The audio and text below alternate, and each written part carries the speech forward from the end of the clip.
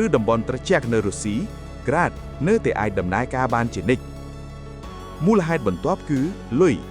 សង្គ្រាមគឺជាការដុតលុយមីស៊ីលនាំផ្លូវសម័យទំនើបមួយគ្រាប់អាចមានតម្លៃរាប់សែនរូបឬរាប់លានដុល្លារប៉ុន្តែគ្រាប់រ៉ុកែត122មីលីម៉ែត្ររបស់ក្រាតមានតម្លៃថោកណាស់ប្រហែល$1000ក្នុងមួយគ្រាប់ឬថោកជាងនោះអាស្រ័យទៅលើប្រទេសផលិតស្រមៃថាអ្នកចង់កំទេចកងទ័ពសត្រូវដែលកំពុងប្រមូលផ្ដុំក្នុងព្រៃមួយតើអ្នកគួរប្រើមីស៊ីលនាំផ្លូវមួយគ្រាប់តម្លៃ$1លានដែលសម្រាប់បានតែមនុស្សមួយក្រុមតូចទេឬប្រើ BM-21 មួយកងអនុសាសនវិជ្ជាបាញ់គ្រាប់រ៉ុកែត120គ្រាប់ក្នុងតម្លៃត្រឹមតែ$10000ប៉ុន្តែអាចដុតខ្ទេចផ្ទៃដីពន្ធតារាងបាល់ទាត់ចំនួន10កន្លែងយុទ្ធសាស្ត្រនេះហៅថា Area Saturation ឬការបាញ់គ្រាប់ដណ្ដប់ផ្ទៃដី BM-21 មិនត្រូវបានបង្កើតមកដើម្បីបាញ់ឲ្យចំបណ្អួយផ្ទះទេវាត្រូវបានបង្កើតមកដើម្បីលុបផ្ទះនោះនិង